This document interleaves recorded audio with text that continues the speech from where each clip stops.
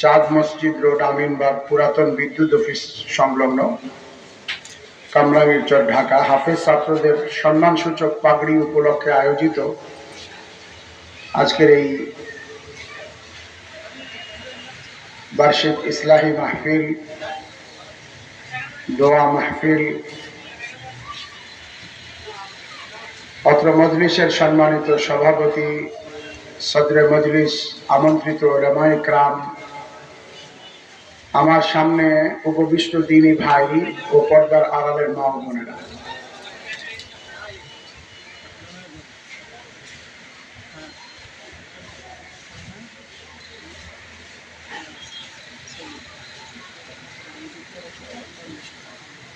একটা সন্ধ্যা আল্লাহর কালাম যারা মুখস্থ করেছেন, ইয়াদ করেছেন, এরকম এক ছোট্ট জামাতের সাথে ব্যয় করার, অর্থাৎ কোরআনকে কেন্দ্র করে, আল্লাহর কালামকে কেন্দ্র করে রাতের একাংশ ব্যয় করার আল্লাহ তাআলা তৌফিক দিয়েছেন। আমরা সকলেই আল্লাহ পাকের কাছে দোয়া করি, আল্লাহ পাক আমাকে, আপনাকে, আয়োজক বৃন্দ, হুফাজ ইকরাম যারা আছেন সকলের জন্য আল্লাহ এই মজলিসকে কাল কিয়ামতের দিন নাজাতের জরিয়া হিসেবে কবুল করেন।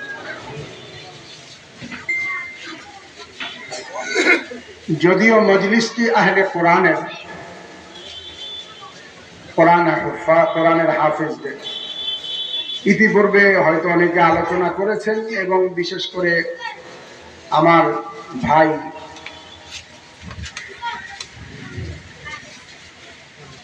দেওবন্দের, আমরা একই সময়ের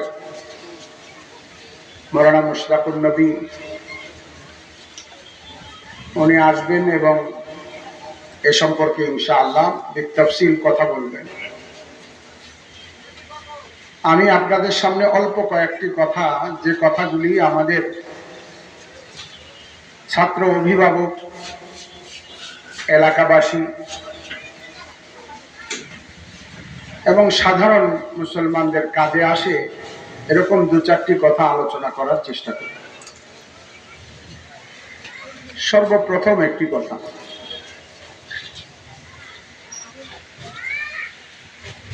আমরা যারা এই দুনিয়াতে আসছি, আছি,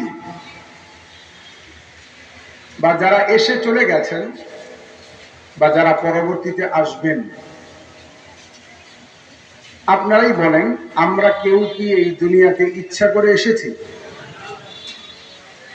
আমরা কি কোনো অ্যাপ্লিকেশন পুরা করেছি যে আমরা দুনিয়াতে যেতে চাই?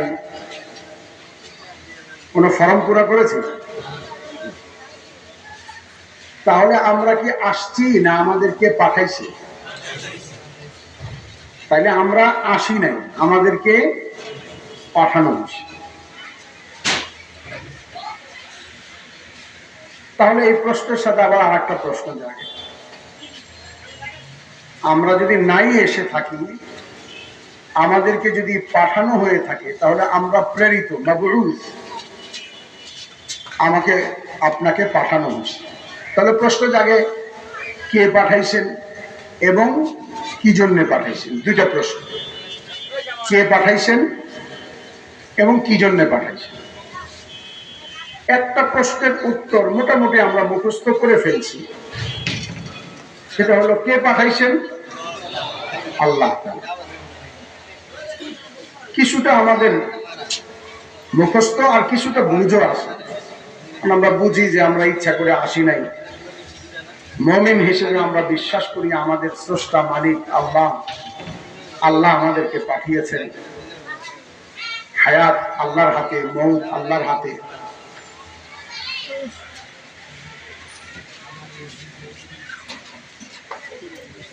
দ্বিতীয় আরেকটা প্রশ্ন জাগে যে তাহলে আল্লাহ তাআলা আমাদেরকে কেন পাঠিয়েছেন? এই প্রশ্ন ও তার উত্তরে যাবার আগে আমরা আরেকটু আলোচনা করি যে আল্লাহ তাআলা যে আমাদেরকে পাঠালেন, কতদিনের জন্য পাঠিয়েছেন, সময়কালটা কতটুকু। এক্ষেত্রে পৃথিবীর শুরু থেকে এ পর্যন্ত বিভিন্ন সময়ে জাতিগত একটা গড় আয়ু দেয়া হয়েছে। পূর্বেকার যুগে লম্বা হায়াত হতো, কিন্তু উম্মতে মুহাম্মাদি, আমরা যারা মুহাম্মাদুর রাসূলুল্লাহ সাল্লাল্লাহু আলাইহি ওয়াসাল্লামের উম্মত, আমাদের গড় আয়ু খুব কম। কতদিন? একদিনের বাচ্চাও মারা যায়, 1 বছর, 1.5 বছর, 2 বছর। কিন্তু এমনিতে একটা জেনারেল গড় আয়ু বলা হয়েছে। আল্লাহ রসুল ইরশাদ ফরমান, আমারু উম্মতি মা বাইনা 60 ওয়া 70 সানা ওয়া কলিলুম মা ইয়াতাজাওয়াজুন। আমার উম্মতের গড় আয়ু 60 থেকে 70 বছর, তবে খুব কম লোকেরাই এটাকে অতিক্রম করবে। তাহলে আমরা যারা দুনিয়াতে আসছি, আমাদের সময়কাল কতটুকু? 60 থেকে 70।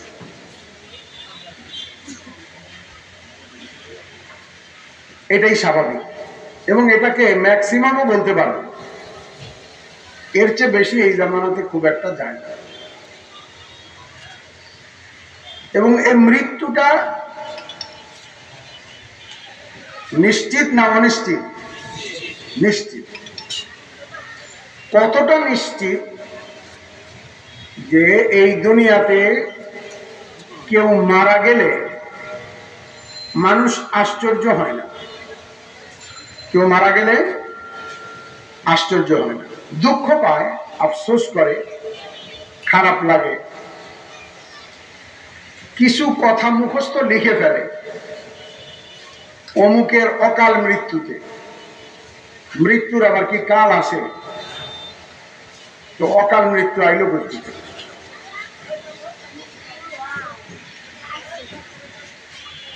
মৃত্যু তো হলো আল্লাহর পক্ষ থেকে। ইযা জা আজালুহুম লা ইস্তাখিরুনা সাআ ওয়া লা ইস্তাকদিমুন। যার যখন মৃত্যুর সময় চলে আসবে, এক মুহূর্ত দেরিও হবে না, সময়ের আগেও যাবে। তো অকাল বলে তো কিছু নাই। তার চেয়েও দুঃখজনক হলো 80-90 বছর বয়সে মারা গেলেও অকাল মৃত্যু বলে, অথচ 60-70 বছরে তার জেনারেল টাইম সে পাস করে ফেলছে। তাহলে কাল আসবে কবে?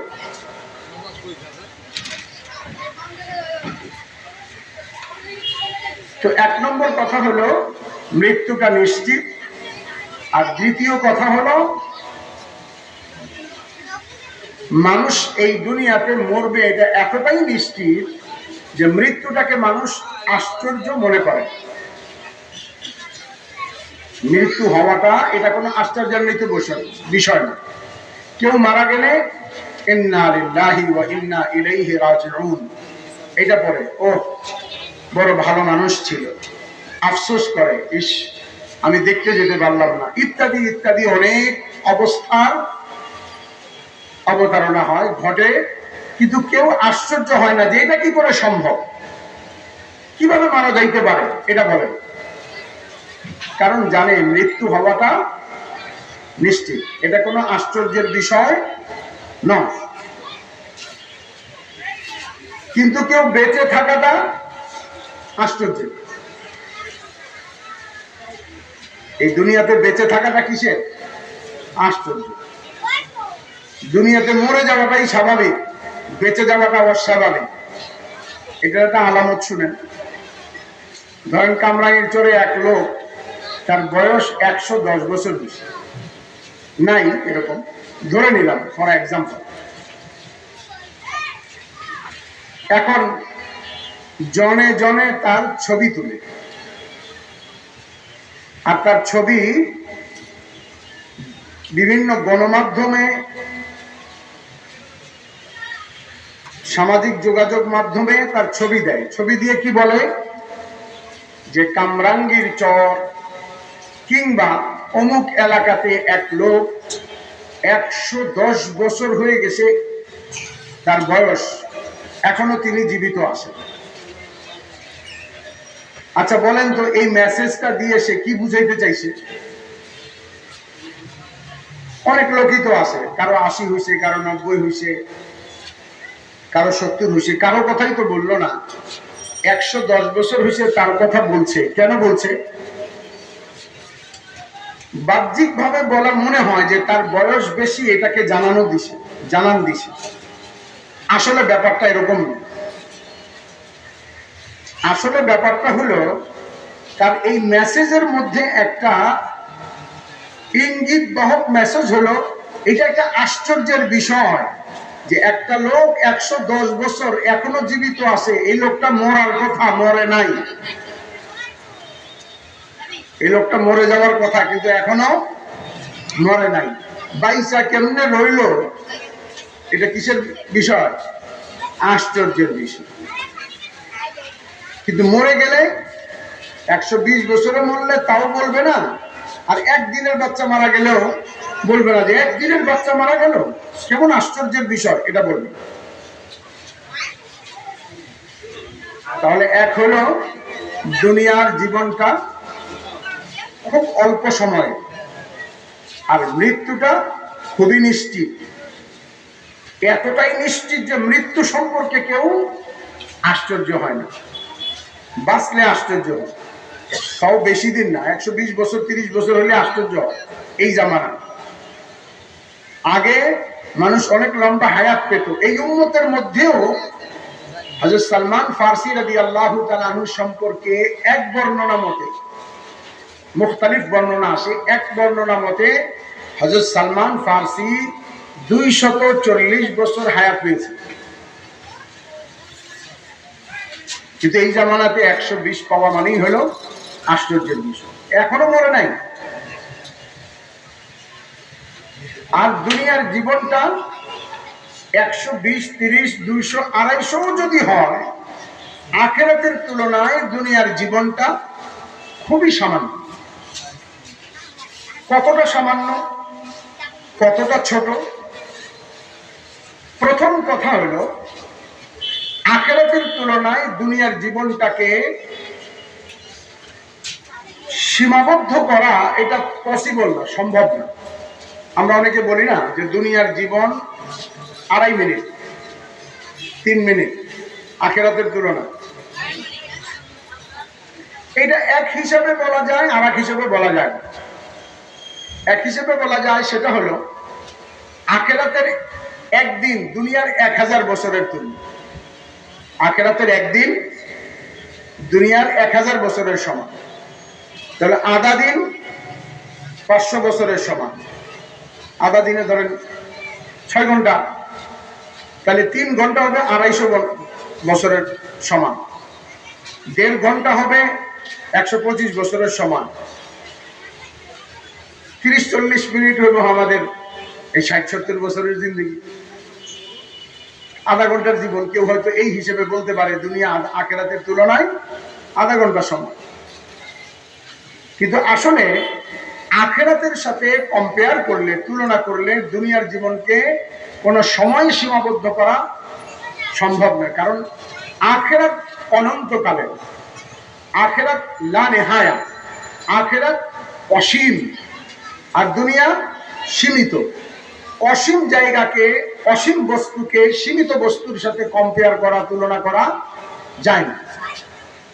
আমি যখন জানবই না যে আখিরাতের দৈর্ঘ্যটা কতটুকু, তাহলে দুনিয়ার 70 বছরকে তার কত ভাগের 1 ভাগ, এটা বের করবো কিভাবে? আপনি আমি যদি না জানি যে ঢাকা কত বর্গ কিলোমিটার, তাহলে কামরাঙ্গীর চর ঢাকার কত ভাগের 1 ভাগ, এটা কিভাবে বলবো? আগে তো আমাকে জানতে হবে যে ঢাকা কত বর্গ কিলোমিটার, বাংলাদেশটা কত বর্গ কিলোমিটার। তাইলে আমি হিসাব কিতাব করে বলতে পারবো কামরাঙ্গীর চরটা ঢাকা সিটির এত ভাগের 1 ভাগ, কিংবা বাংলাদেশের এত ভাগের 1 ভাগ। কিন্তু আমি যখন জানি না যে আখিরাত কত বড়, তাহলে আমি দুনিয়ার জীবনটাকে সীমিত করব কি করে? আখিরাত কত বড়?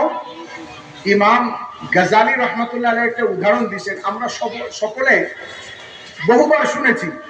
আবারও আমাদের চেতনা, আমাদের উপলব্ধি, আমাদের অনুভবকে জাগ্রত করার জন্য আমরা সেই তুলনাটাকে আবার নতুন করে বলি। উনি উদাহরণ দিয়েছেন, এই গোটা পৃথিবীটাকে যদি সরিষার দানা দিয়ে ভর্তি করে দেয়া হয়, সরিষা দিয়ে, কামরাঙ্গীর চর,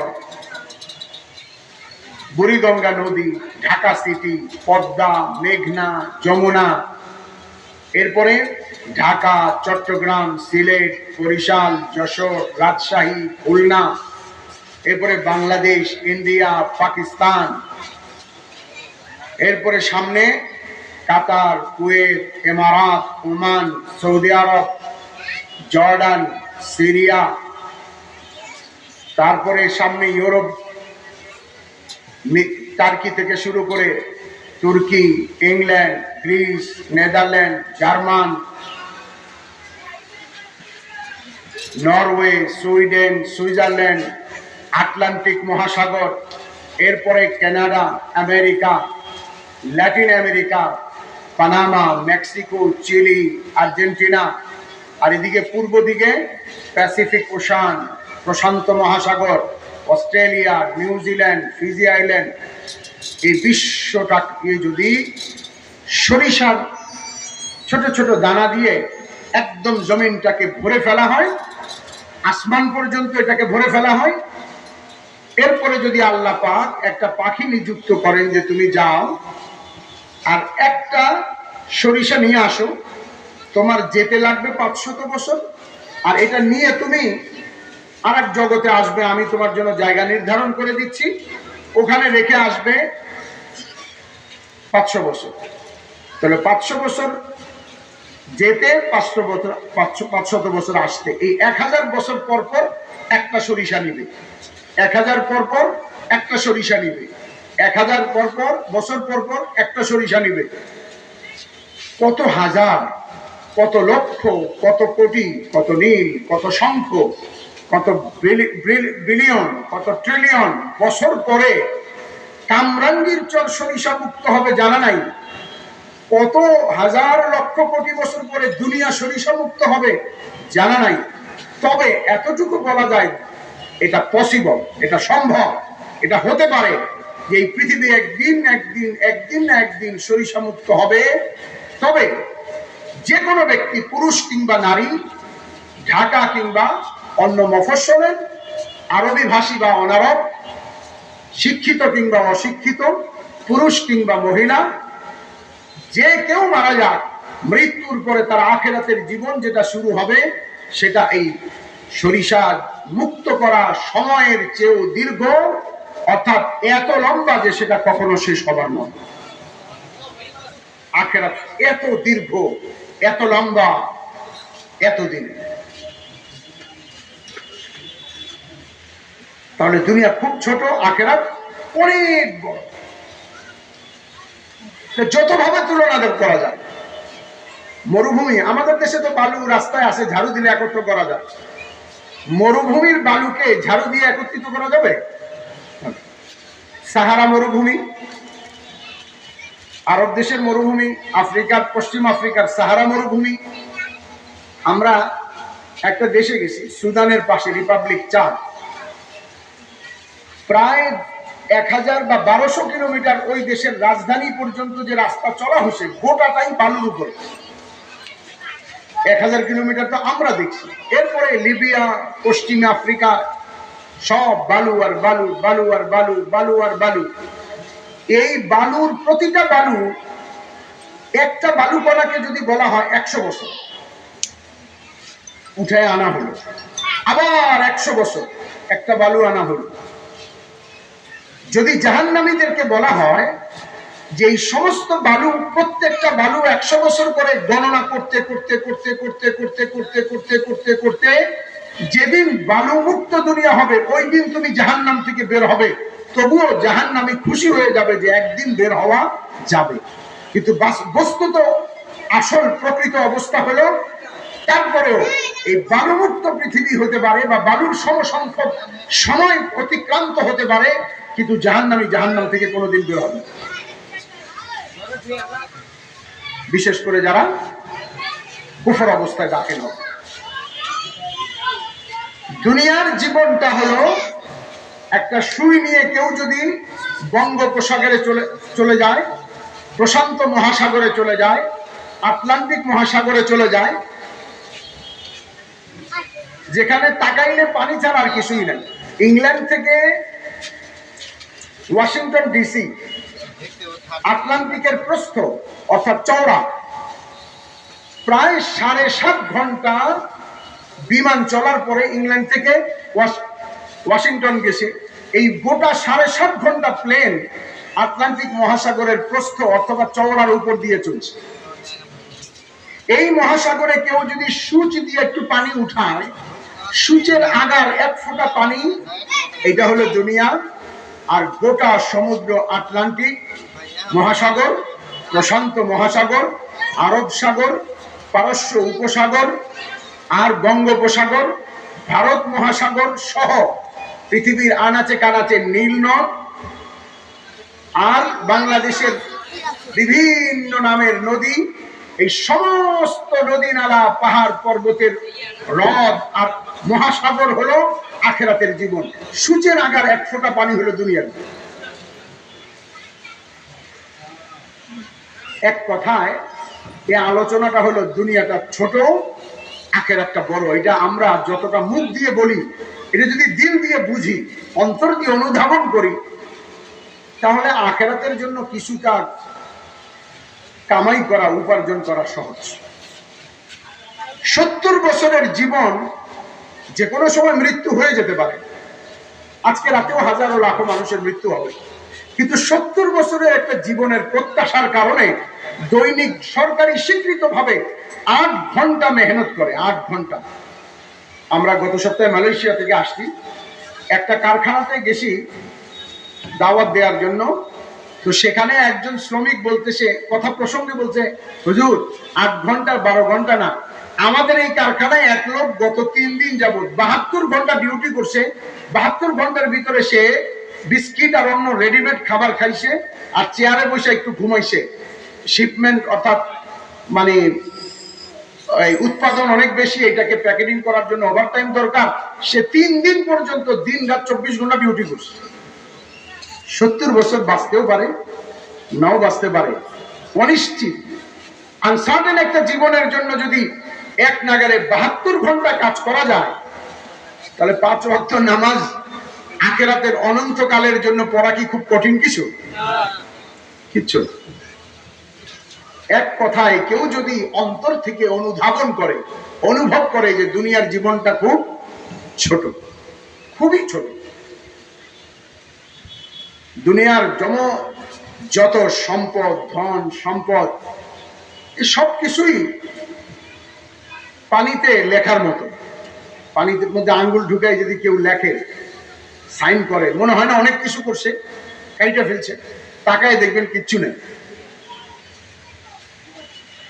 তো দুনিয়া ছোট্ট, মৃত্যু নিশ্চিত, মৃত্যুটা স্বাভাবিক, বেঁচে যাওয়াটা অস্বাভাবিক। এই ক্ষুদ্র জীবনটা আল্লাহ তাআলা কেন দিলে? আমরা যেহেতু প্রথমেই আলোচনা করছি যে আমরা ইচ্ছা করে আসি নাই, আমাদেরকে কে পাঠাইছেন? বলেন, কে পাঠাইছেন? তাহলে দ্বিতীয় প্রশ্ন হলো, কেন পাঠাইলেন? আল্লাহ তাআলা আমাদেরকে দুনিয়াতে মেহনত করার জন্য, উপার্জন করার জন্য, পরিশ্রম করার জন্য, আয় করার জন্য পাঠাইছে।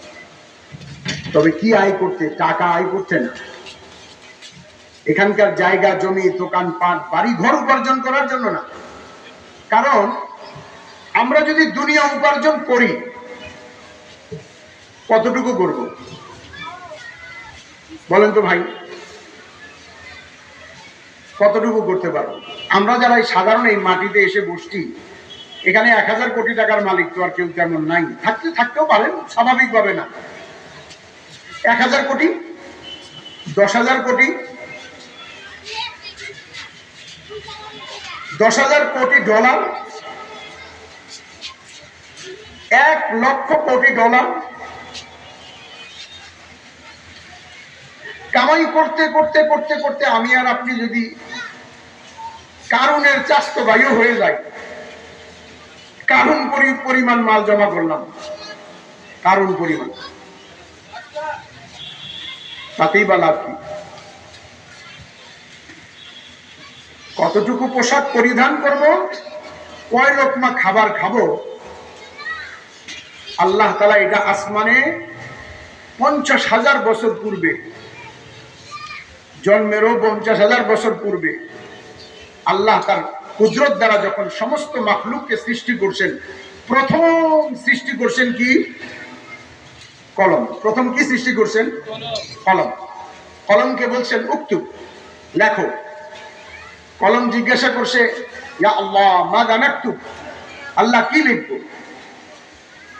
তো কলমকে বলছে উক্তুব, লিখো, মা কান ওয়া মা ইয়াকুন, যা কিছু লিখা হয়ে গেছে, যা কিছু হবে সব লেখো। এবং আল্লাহ পাক কোরআনে পাকের মধ্যে বলে দিয়েছেন, ওয়া ফিস সামাই রিজকুকুম ওয়া মা তুআদুন, তোমাদের রিজিক জমিনের এই শাটার লাগানোর দোকানে নয়, তোমাদের রিজিক কাদামাটিতে রোপণ করা ধান কিংবা কোনো ফসলাদির মধ্যে নয়, তোমাদের রিজিক সুরম্য অট্টালিকার ওপরে কোনো কোম্পানির হেড অফিসে নয়, তোমাদের রিজিক তোমাদের কোনো আত্মীয় স্বজন প্রবাস থেকে রেমিটেন্স পাঠায় তার মধ্যে নয়। আল্লাহ কোরআনে এলান করছেন, ওয়াফিস সামাই রিজকুকুম, তোমার রিজিক আসমানে আমার কাছে, আমি যেখানে ইচ্ছা সেখান দিয়ে পাঠাবো। আমি চাইলে দোকান ছাড়া, চাকরি ছাড়া, ব্যবসা ছাড়া সরাসরি আসমান থেকে দস্তক দিতে পারি। এবং এটা যে আমি পারি, এটা বোঝানোর জন্য আমি কখনো কখনো এরকম পাঠাইছি। মারিয়াম আলাইহিস সালাতু ওয়াস সালাম, উনি ওনার খালুর কাফালাতে বা তার দায়িত্বে, তার কেয়ারটেকারে, প্রযত্নে ছিলেন। তো ওনাকে মেহরাবের কামরায় তালাবদ্ধ করে জাকারিয়া ইসলাম দাওয়াতের কাজে গেছে। দাওয়াত দিয়ে ফিরে আসছেন, দরজা খুলে দেখতেছেন যে মরিয়মের সামনে বড় প্লেটের মধ্যে, ট্রের মধ্যে বিভিন্ন রকমের ফল, তাও আবার বেমৌসুম ফল। অর্থাৎ শীতকালে যদি পাকা কাঁঠাল, শীতকালে আম, লিচু, এটা আশ্চর্যের বিষয়, যেটা ফ্রোজিং হইতে পারে, এইভাবে তাজা কিভাবে? এরকম বেমৌসুম ফল। তো জাকারিয়া আলাইহিস সালাতু ওয়াস সালাম বললেন, তিনি বললেন, আন্না লাকি হাযা, মরিয়ম এই ফল কোথা থেকে আসলো? ক্বালাত হিয়া মিন ইনদিল্লাহ, মরিয়ম ইসলাম বললেন, আল্লাহর পক্ষ থেকে, আল্লাহ পাঠাইছেন আমার জন্য। আল্লাহ মরিয়মকে বেমৌসুম ফল দিতে পারেন, আমাকে দিতে পারেন না? অবশ্যই পারেন। কিন্তু আল্লাহ তাআলা দুনিয়া পরিচালনা একটা বাহ্যিক নিজাম রাখছেন, ব্যবস্থাপনা রাখছেন। বাহ্যিক ব্যবস্থাপনা কি? টমেটো গাছে হবে, ছোট গাছে, আপেল বড় গাছে হবে, কাঁঠাল আরো বড় গাছে হবে, সন্তান মা বাবার মাধ্যমে আসবে, বৃষ্টি থেকে ফসল হবে।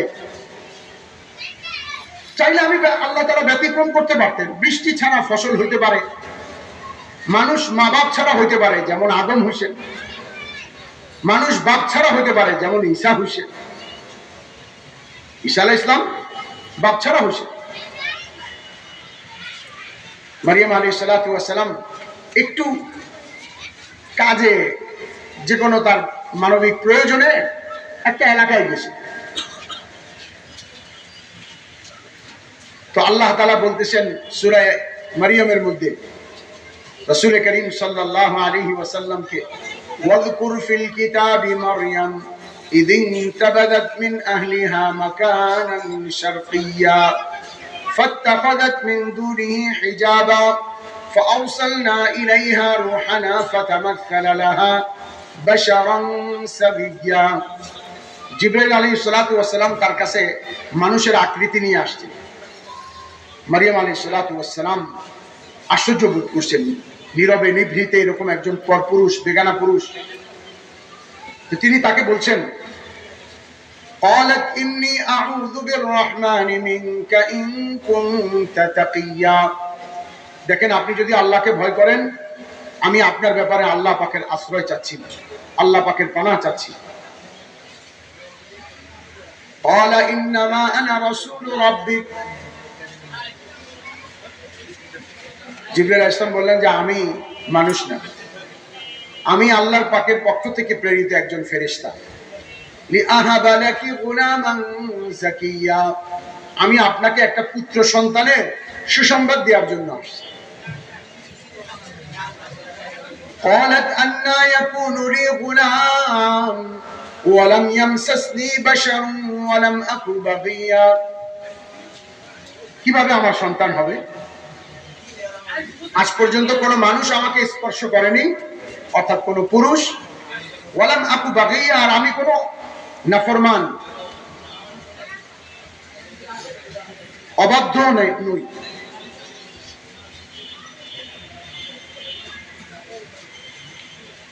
তিনি বললেন যে আল্লাহ চাইলে সব সম্ভব। আল্লাহ চাইছেন আপনার সন্তান হবে, আপনি ঘাবড়ায়েন না, আপনার জামার হাতাটা দিন। তো জিবরিল আলাইহিস সালাতু ওয়াস সালাম জামার হাতার ভিতরে ফু দিয়েছেন। তাৎক্ষণিকভাবে হযরত মারিয়াম আলাইহিস সালাতু ওয়াস সালাম প্রেগন্যান্ট হয়েছে, গর্ভবতী হয়েছে। 10 মাস লাগে নাই, ওইখানেই গর্ভ পূরণ হয়েছে, ওইখানেই একটু পরেই ওনার প্রসব বেদনা উঠছে।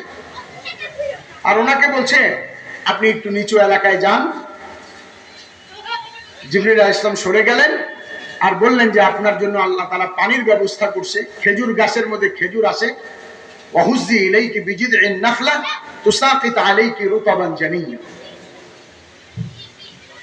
মারিয়াম আলাইহিস সালাম কে বললেন ফাকুলি ওয়াশরাবি ওয়াকাররি আইনা, খান পান করেন, বাচ্চাটা দেখে আপনার চক্ষুকে শীতল করেন। কিন্তু মারিয়াম আলাইহিস সালাম কষ্ট, যে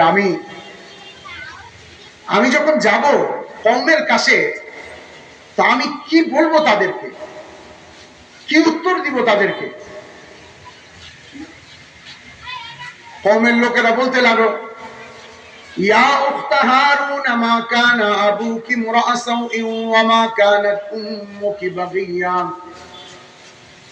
এর আগে জিবরাইল আলাইহিস সালাম বলে দিয়েছেন, যখন লোকেরা প্রশ্ন করবে আপনি তাদেরকে বলবেন যে আজকে আমি কথা বলবো না, আমি কথার রোজা রাখছি। আর বাচ্চাটার দিকে ইশারা করে বলবেন যে বাচ্চা বলবে। ফাআশারাত ইলাইহি, কওমের লোকেরা যখন বলল ইয়া উখতা হারুন মা কানা আবুকি ইমরাআ সাউইন ওয়া মা কানাত উম্মুকি বাগিয়া, তুমি তো হে হারুন আলাইহিস সালামের বোন, তোমার আম্মা আব্বা তো তেমন কোনো মন্দ মানুষ ছিল না, কোনো সময় অন্যায় করে নাই, ভালো মানুষ ছিল, তুমি এটা কি করলা? ফাআশারাত ইলাইহি, উনি বাচ্চার দিকে ইশারা করলেন। ক্বালু কাইফা নুকাল্লিমু মান কানা ফিল মাহদি সাবিয়্যা, তো লোকেরা বলল কোলের বাচ্চার সাথে কথা বলতে বলতেছো, কোলের বাচ্চার সাথে কথা বলবো কিভাবে? এমন সময় ওই কোলের ভিতরে ছোট্ট একদিনের বাচ্চা, 4টা বাচ্চা সম্পর্কে সংবাদ পাওয়া যায় যারা শিশুকালে কথা বলেছেন, লম্বা সময় না, অল্প সময়ের জন্য, এরপরে আবার স্বাভাবিক। এক ইবনে জুরাইজের সাক্ষী, মুসা আলাইহিস সালাম সম্পর্কে অপবাদ দেওয়ার পরে তার সাক্ষী, ইউসুফ আলাইহিস সালামের অপবাদের থেকে মুক্ত হওয়ার জন্য তার সময়ের বাদীর এক সন্তানের সাক্ষী, চতুর্থ হলো এই মারিয়াম আলাইহিস সালামের সন্তান ঈসা ইবনে মারিয়াম।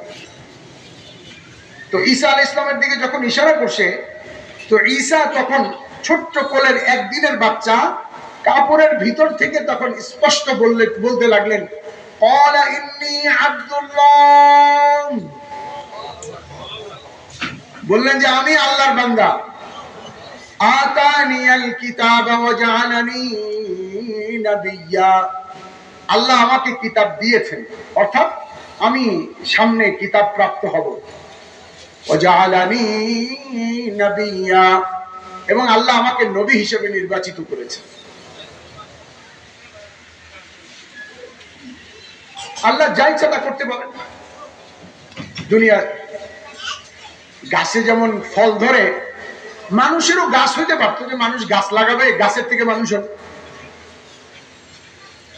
শুনতে আশ্চর্য লাগে, আশ্চর্যের কিছু নেই, আল্লাহ চাইলে সম্ভব ছিল। সবুজ আপেল, লাল apple, Kashmiri apple, Australian apple হয় না, তো মানুষের গাছ হইতো।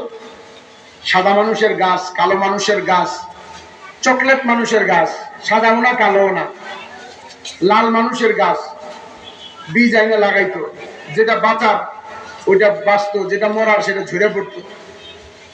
আল্লাহর জন্য অসম্ভব ছিল না। কিন্তু আল্লাহ দারুল আসবাব হিসেবে দুনিয়াতে যেমন এই সব বাহ্যিক একটা ব্যবস্থাপনা রাখছেন, তো দুনিয়াতে আল্লাহ তাআলা বাহ্যিক ব্যবস্থাপনা রাখছেন যে তুমি উপার্জন করো, কিন্তু এই উপার্জনের জন্য তোমাকে আমি দুনিয়াতে পাঠাই নাই। তুমি প্রয়োজন হিসেবে উপার্জন করে না। দোকান শাটার লাগাও, 1 শাটার, 2 শাটার, 3 শাটার, 4 শাটার, কেচি গেট, মার্কেটের সম্মুখে, পেছনে, দেশে বিদেশে, 1 চাকরি, 2 চাকরি, 1 ডিগ্রি, 2 ডিগ্রি, যাই করো, তুমি খেয়াল করে দেখো, অফিস সামা রিজকুকুম, রিজিক তোমার আসমানে। 10 দোকানওয়ালা ওই রিজিক পায় না।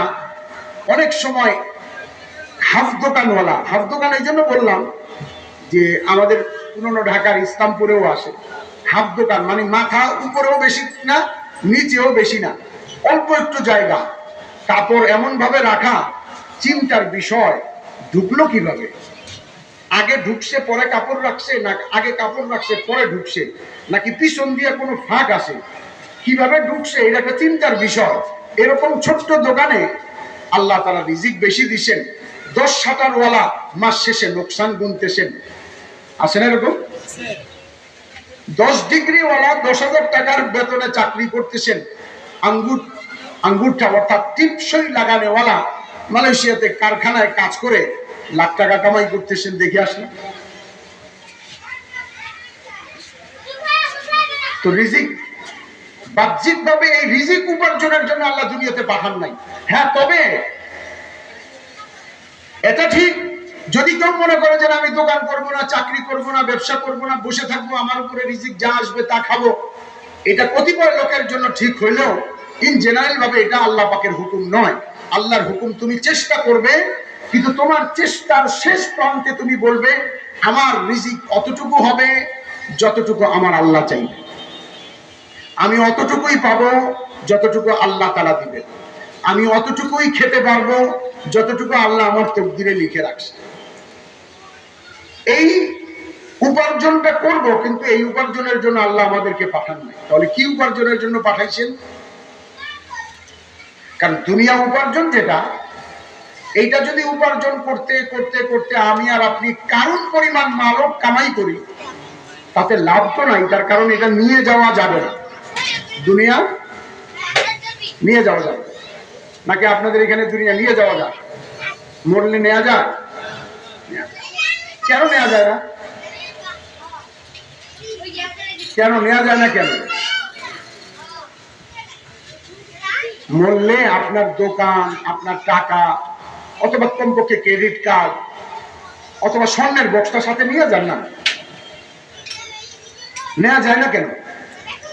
নেওয়া না যাওয়ার কয়েকটা কারণ। 1 নম্বর কারণ হলো ওয়ারিশরা দিবে না। ওয়ারিশরা দিবে না, আপনি নিতে চাইলেও লাভ নাই, তারা মুখে বলবে না, বডি ল্যাঙ্গুয়েজ, সিচুয়েশন ল্যাঙ্গুয়েজ দিয়ে কি বলবে? কাফনের 3 কাপড় দিছি, শুকর করো। এটাও তো দিতাম না, খালি দেখতে খারাপ দেখা যায় লেগে দিলাম।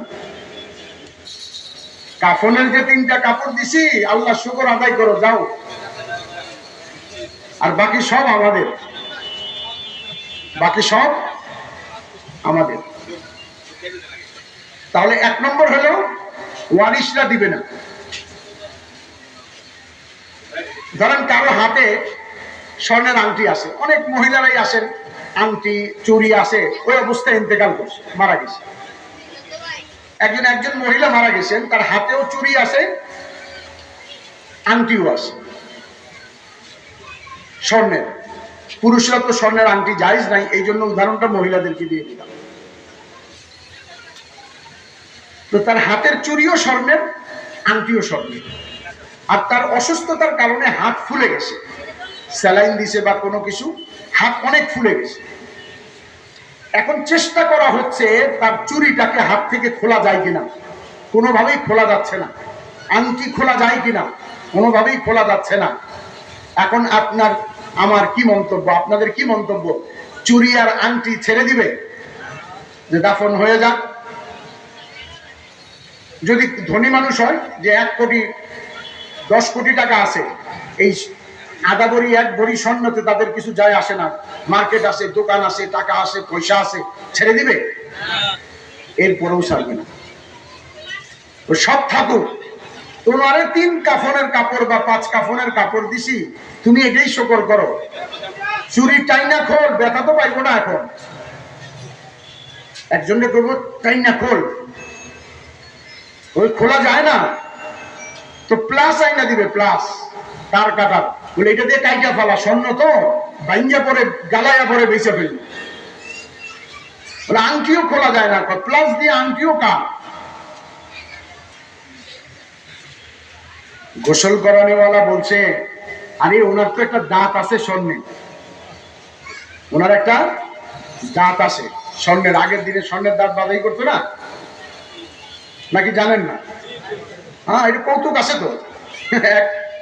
এক লোক বাজারে গেছে, বাজারে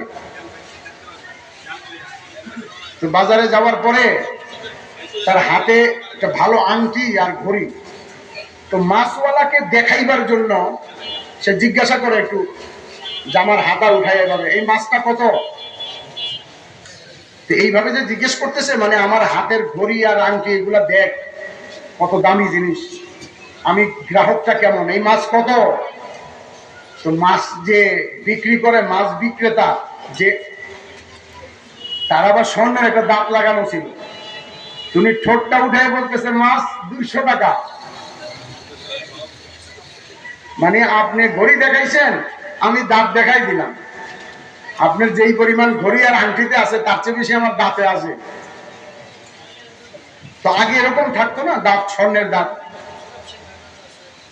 এখন এরকম কারো স্বর্ণের দাঁত বাধাই করা আছে।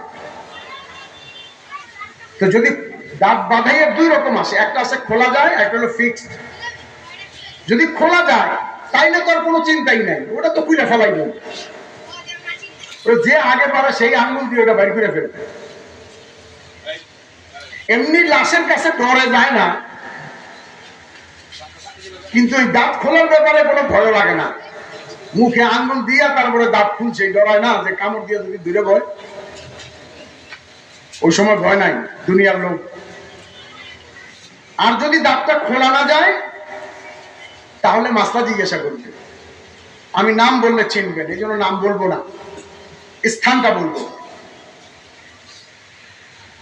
ঢাকা আহসানুল্লাহ মঞ্জিল, যেটা ইসলামপুরে, এটার সামনে, এখানেই বাড়ি।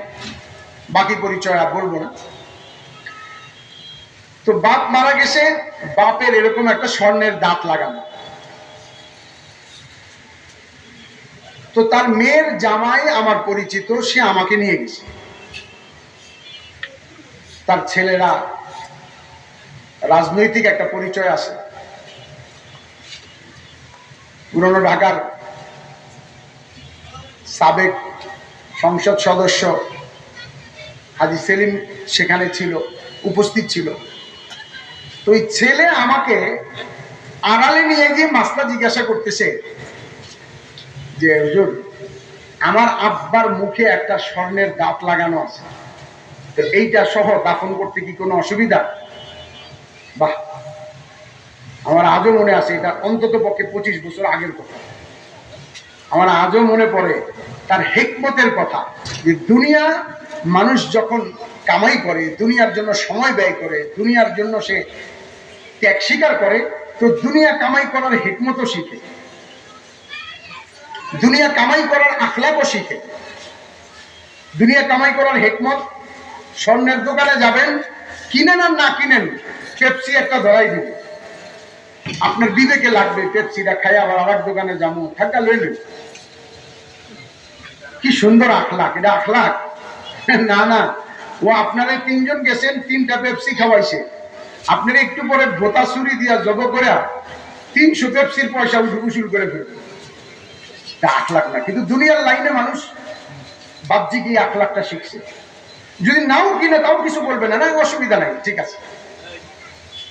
দুনিয়া কামাই করতে গিয়ে দুনিয়ার ত্যাগ স্বীকার করে দুনিয়ার প্রজ্ঞা হিকমত শিখছে। তো ওই লোকের কথার মধ্যে আমি একটা হিকমত আর একটা প্রজ্ঞার গন্ধ পেলাম, যে তার ফেস ল্যাঙ্গুয়েজ বা চেহারার সিচুয়েশন বা চেহারা বলতেছে কথা, যে দাঁতটা নিয়ে নিতে পারলে ভালো, দাঁতটা নিয়ে নিতে পারলে ভালো, কারণ ওইখানে প্রায় 2 ভরি স্বর্ণ টাকা।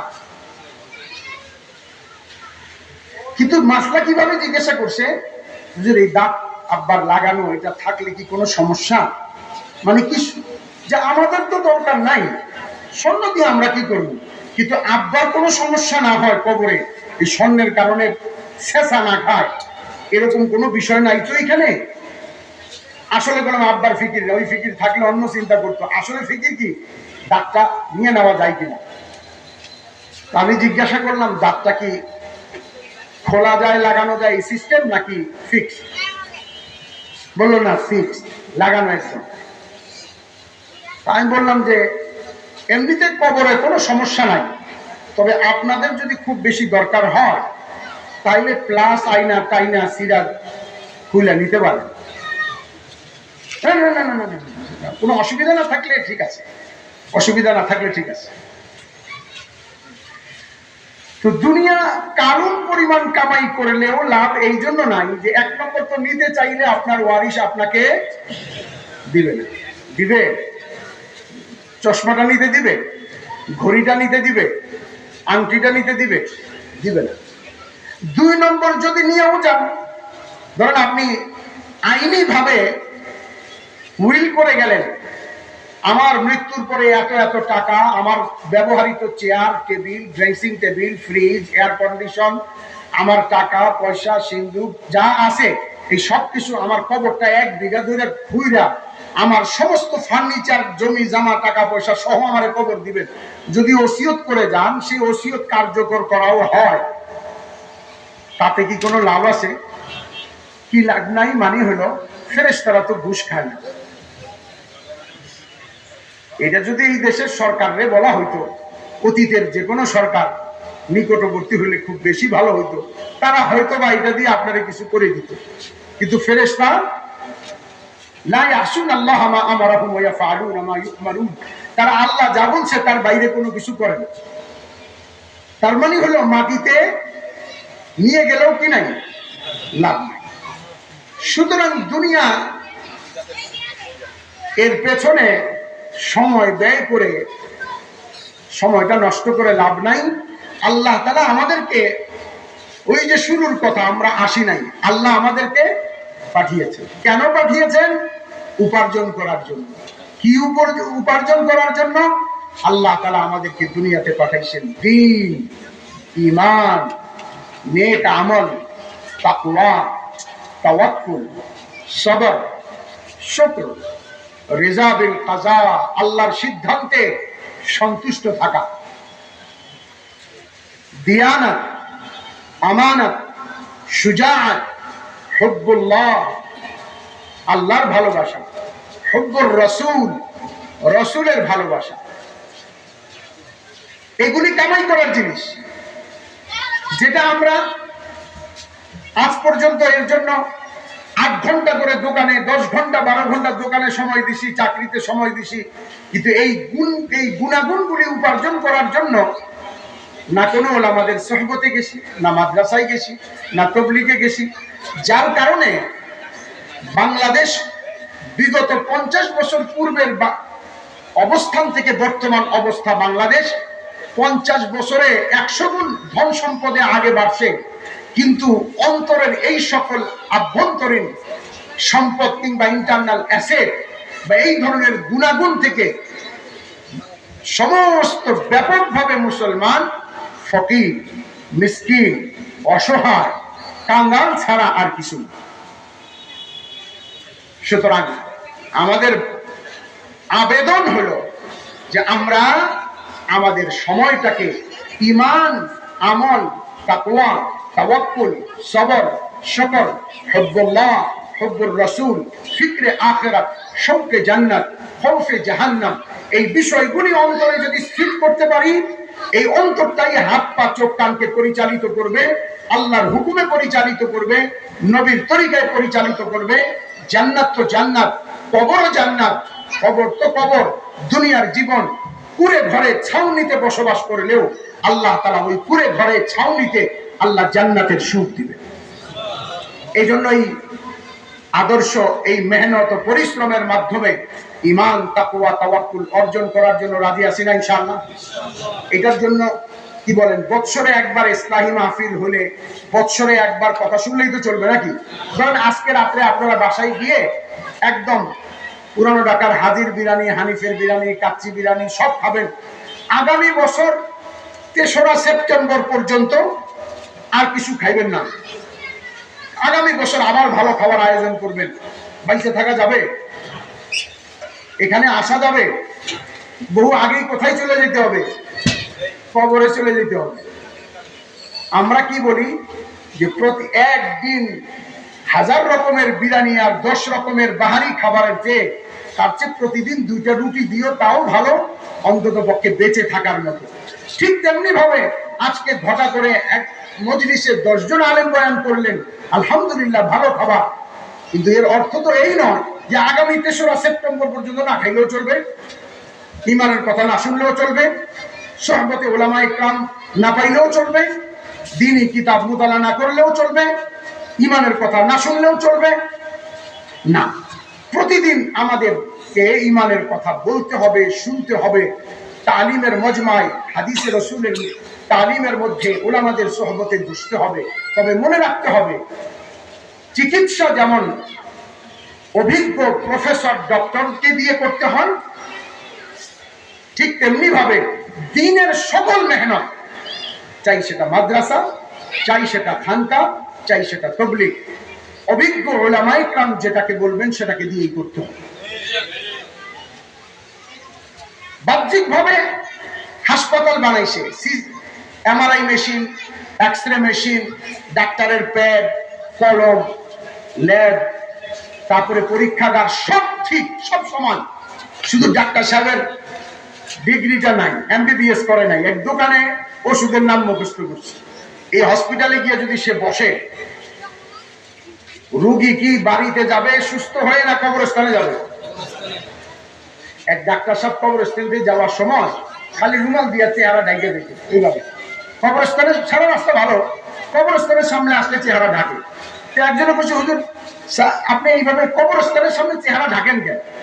কারণ আমার স্মরণ করে এইখানে যারা আছে কবরে, এরা বেশিরভাগ আমার রোগী, আমার চিকিৎসায় আসছে। তো যদি উলামা ইকরামের তত্ত্বাবধানে মেহনত করা না হয়, তাহলে দ্বীন শিখার পরিবর্তে বদ্দীন শিখবে, দ্বীনের লেভেল হবে, ধোঁকাবাজি হবে। এই যে দেখেন, এরকম একটা জুয়েলারির সাইনবোর্ড থাকবে, ভিতরে চাইল্ড ডাইল বেচবে, এটা অনেক বড় ধোঁকা। আপনি বলবেন কেন চাইল্ড ডাইল সবাই বেচলে উনি বেচতে পারে না? অবশ্যই পারে। তুমি যা বিক্রি করবা তাই সাইনবোর্ড লাগাইবা।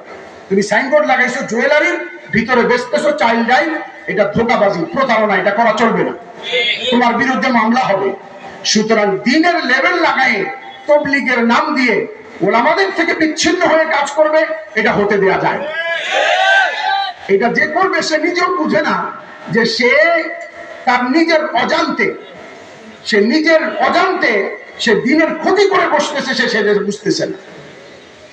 এই জন্য ইনশাআল্লাহ অন্ততপক্ষে হাফিজি হুজুর রহমাতুল্লাহ আলাইহির এই জমিনে, যে জমিনে হাফিজি হুজুর শুয়ে আছেন, যার বুজুর্গিয়াত উপমহাদেশের সমল বুজুর্গদের কাছে মকবুল, আশরাফ আলী থানভী রহমাতুল্লাহ আলাইহির মতো শ্রেষ্ঠ বুজুর্গের, শতাব্দীর শ্রেষ্ঠ বুজুর্গের খলিফা যে জমিনে শুয়ে আছে, অন্তত পক্ষে সে জমিনে যাতে উলামাদের থেকে বিচ্ছিন্ন হয়ে কেউ গলত তরিকায় দিনের কাজ, দাওয়াতের কাজ করতে না পারে, তাদেরকে আমরা হাতে পায়ে ধরে বুঝাবো, আখলাকের সাথে বুঝাবো, প্রয়োজনে শক্ত হব, তবুও আমরা অন্যায় কাজ করতে দিব না। আল্লাহ আমাকে আপনাকে সকলকে আমল করার তৌফিক দান করেন। এই জন্য ভাই, এই মজলিসে যারা আসছি তারা একটা নিয়ত করেন যে প্রতিদিন আমাদের ঈমান রক্ষার্থে মসজিদে কোনো এক নামাজের পরে আল্লাহর শুকর প্রতি মসজিদে তালিম হয়। কি বলেন, তালিম হয় কিনা? ফাজাইলে আমাল, ফাজাইলে সাদাকাত এর কিতাবের তালিম। অনেক আগে হযরত মাওলানা ওমর পালনপুরি রহমাতুল্লাহ আলাইহি দেওবন্দে গেছে। তো ওনাকে ছাত্ররা জিজ্ঞাসা করছে, হুজুর আমাদের ছাত্ররা তো সারাদিন হাদিসের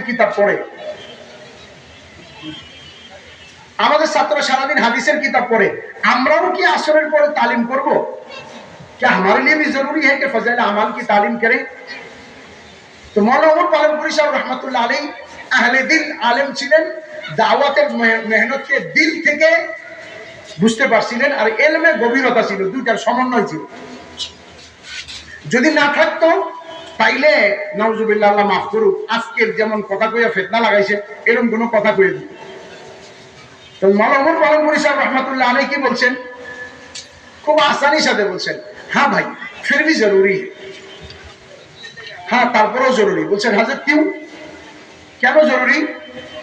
इसलिए कि दिन भर तुमने जो तालीम में, दर्स व तदरीस में बैठे, वो तो मालूमात के लिए है, इम्तिहान के लिए है, नंबरात के लिए है, उसमें थोड़ा सा इसकी दखल है, लेकिन हमारी तालीम में इस नीयत से बैठो कि अल्लाह हमारे दिलों के अंदर इन अहादीस का यकीन बिठा दे। যে দিনভর তোমরা তালিমে বসছো, দর্শে বসছো, সেখানে কিছুটা তোমার নিয়ত ছিল আমি ভালো আলেম হব, আমি হাদিস বিশারদ হব, আমি পরীক্ষায় পাশ করব, বিভিন্ন রকম নিয়ত ছিল। কিন্তু আসরের পরে আমাদের তালিমে শুধু এক নিয়তে বসবা, আল্লাহ এই হাদিসের উপরে আমার ইয়াকিন বানায় দেন। এক ওয়াক্ত নামাজ, নওফিল বিন মুআবিয়া থেকে বর্ণিত, হুজুর ফরমান, যার এক ওয়াক্ত নামাজ নষ্ট হলো, তার বিবি বাচ্চা ধন সম্পদ সব তার কাছ থেকে ছুটে গেলে যত ক্ষতি, তার তত ক্ষতি হয়ে গেল, বলে এই ইয়াকিন আমার দিলের মধ্যে পয়দা হয়, এই নিয়তে করবে।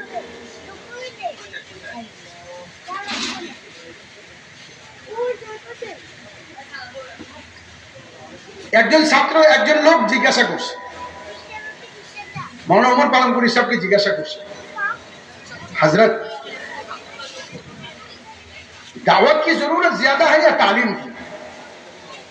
পড়াশোনার প্রয়োজন বেশি দরকার না তাবলীগ করার প্রয়োজন বেশি দরকার? যদি আজকাল কেউ হইতো যাদের কথায় আউলা লাগছে, তাইলে কয়ে দিত যে পড়াশোনা করে কি হইব?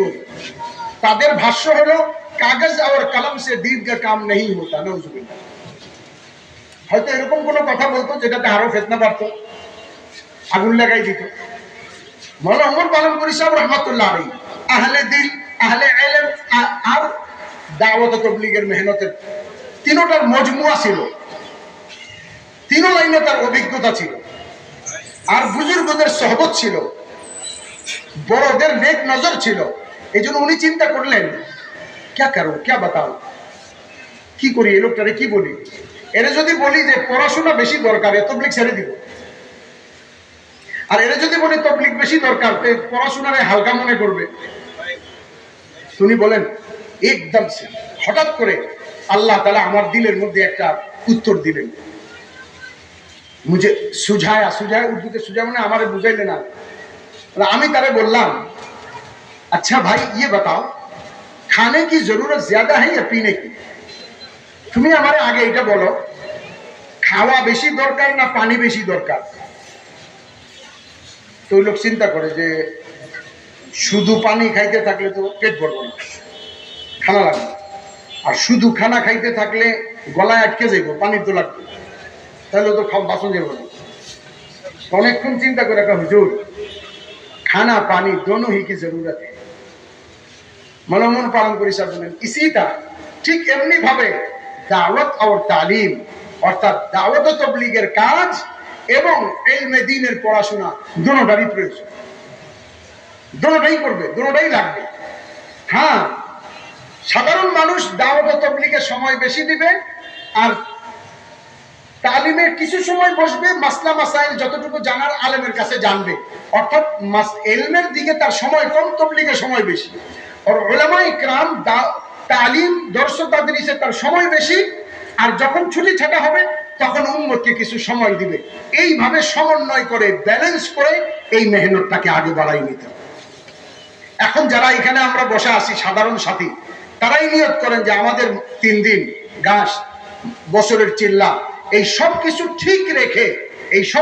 ঠিক রেখে আমি আমার আমলের শৌকের জন্য তালিমে তো বসবই, পাশাপাশি আমার জীবনের প্রতিটি কাজ আল্লাহ ও তার রসুলের পছন্দসই হয়। এই জন্য আমি ওলামাদের কাছে গিয়ে যখন যেটা প্রয়োজন সেটার মাসআলা জেনে নিব। নিয়ত আছে ইনশাআল্লাহ। আর যারা উলামা ইকরাম আসেন, তালিবে ইলম ভাই আসেন, তারাই নিয়ত করেন যে আমি হাফেজ হব, আলিম হব, মুফাসসির হব, মুহাদ্দিস হব, আহলে ইলম হব, কিন্তু এই ইলম উম্মতের কাছে পৌঁছে দেয়া এক গুরু দায়িত্ব আল্লাহর পক্ষ থেকে আমার উপরে। যেহেতু আল্লাহর রাসূল বলছেন, আল্লাহর রাসূলকে বলছেন ইয়া আইয়ুহার রাসূল বাল্লিগ মা উনজিলা ইলাইক, যেহেতু আল্লাহ তাআলা তার নবীকে বলছেন হে নবী, আপনার কাছে আমি যা কিছু নাজিল করলাম তা উম্মতের কাছে পৌঁছে দিন। আর নবী বলে গেছেন উলামা ইকরাম হলেন নবীর ওয়ারিস, আর নবীরা কখনো টাকা পয়সার ওয়ারিস বানান না। তাহলে নবীর দাওয়াতি কাজের ওয়ারিস আমরা, ইলমের ওয়ারিস আমরা, ইলমও শিখবো আমরা, আর ইলম উম্মতের কাছে আমরা নিজের তাগিদে পৌঁছাবো। এ কথার নিয়ত আমরা উলামা ইকরামরা করে নিয়েছি। আমরা আমাদের দর্স তাদরিস, ইমামত, খেতাবতের পাশাপাশি কিছু সময় বাৎসরিক শাবানে, রমজানে, ছুটির সময়, ছাত্রদের ছুটির সময় আমরা দাওয়াত ও তাবলীগের মেহনতে আমার নিজের কাজ মনে করে আমি সেখানে যাব ইনশাআল্লাহ। নিয়ত আছে তো? উলামা ইকরামের নিয়ত আছে। ছাত্র ভাইরাও নিয়ত করেন যে হ্যাঁ আমরাও ফারাগাতের পরে দাওয়াতের কাজে আগে সময় দিয়ে কাজটা শিখব এবং এই কাজের জন্য সময় বের করব। এই কাজটা আমাদের, এই কাজটা প্রথম স্টেজ উলামা ইকরামের এবং দ্বিতীয় হলো সাধারণ মানুষের, সকলে। আল্লাহ তাআলা আমাকে, আপনাকে, সকলকে বলা ও শোনার উপর আমল করার তৌফিক দান করেন। ওয়া আখির দাওয়ানা আলহামদুলিল্লাহি রাব্বিল আলামিন।